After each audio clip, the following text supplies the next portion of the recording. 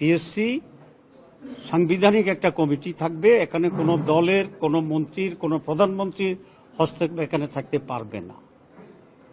তো এটার বিরোধিতা করার তো আমি কোনো কারণ দেখতেছি না। আপনি কেন বিরোধিতা করবেন? তাহলে আপনার হস্তক্ষেপ চান।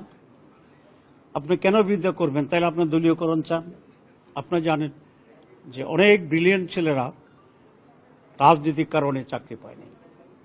অনেক ব্রিলিয়েন্ট লোকেরা রাজনৈতিক কারণে চাকরি হারিয়ে ফেলেছে, এবং এটার জন্য সবচেয়ে বেশি সাফার করেছে রাষ্ট্র। আমাদের পার্শ্ববর্তী দেশগুলো পিএসসির ব্যাপারে কিন্তু কোনো আপোষ করে না, যেই গভর্নমেন্টে থাকুক, কারণ তারা দেশকে ভালোবাসে।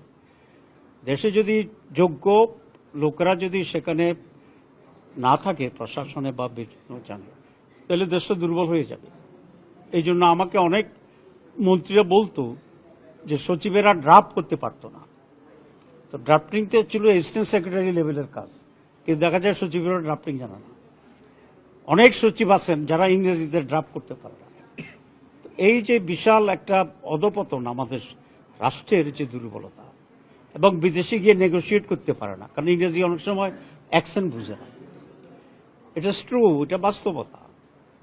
সেই জন্য আমরা বলেছি যে পিএসসি সাংবিধানিক একটা কমিটি থাকবে। এখানে কোনো দলের, কোনো মন্ত্রীর, কোনো প্রধানমন্ত্রীর হস্তক্ষেপ এখানে থাকতে পারবে না। তো এটার বিরোধিতা করার তো আমি কোনো কারণ দেখতেছি না। আপনি কেন বিরোধিতা করবেন? তাহলে আপনার হস্তক্ষেপ চান। আপনি কেন বিরোধিতা করবেন? তাহলে আপনার দলীয়করণ চান।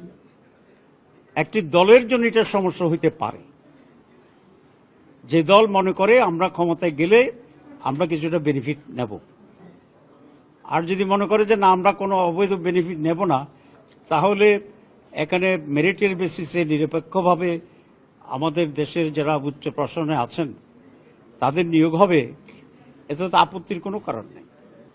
এখন আমরা যেটা বলি যে সচিবালয়ে স্বৈরাচারের প্রেতাত্মারা আছে, তো তাহলে এরা কারা? এরা হচ্ছে তারা যারা স্বৈরাচার মেরিটকে বাদ দিয়া স্লিপের মাধ্যমে, লিস্টের মাধ্যমে নিয়োগ করছে তারা।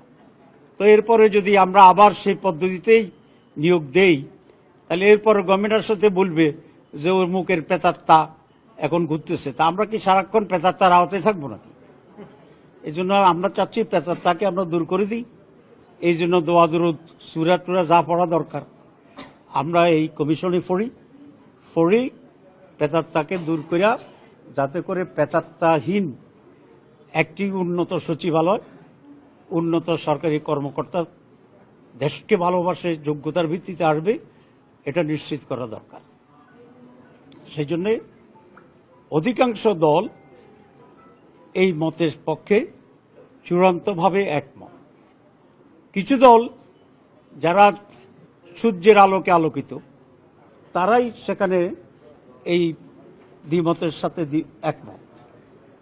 যারা যে দ্বিমত পোষণ করছেন এটা করা যাবে না সংবিধানে, সেই দ্বিমতের সাথে একমত। আমি কারণ নাম বলতে চাচ্ছি না। তো সেই জন্য আমরা আজকে এটা খুব দায়িত্বহীন ভাষায় বলতে চাই যে পিএসসি যেটা পাবলিক সার্ভিস কমিশন, এটা এখন আলোচনা হচ্ছে, এরপরে অন্যগুলো আলোচনা হবে। এটি অবশ্যই মেরিটের ভিত্তিতে সাংবিধানিক একটা বডি, সংবিধানের